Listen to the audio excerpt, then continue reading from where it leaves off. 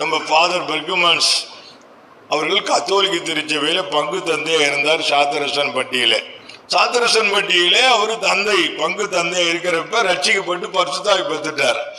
பரிசுத்தாவி பெற்றுட்டு பரிசுத்தாவி கூட்டம் எல்லாம் வைப்பார்.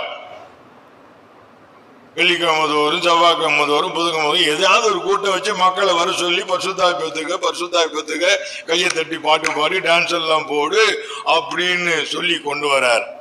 இவர் நினைக்கிறாரு கத்தோலிக்க சபையில ஒரு எழுப்புதல் என்ன பண்ணலாம், கொண்டு வரலாம், தேவன் செய்வாரு அப்படின்னு நம்புறார். ஆனா கத்தோலிக்க சபை அது ஒத்துக்கல. கம்ப்ளைண்ட் போகுது அவருக்கு. எங்க போகுது? கர்தினாலுக்கு போகுது, பிஷப்புக்கு போகுது, மெட்ரானியருக்கு போகுது, கடைசியில போப்பாடு வரைக்கும் போயிடுச்சு.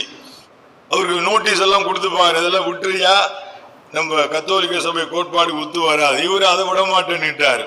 கடைசி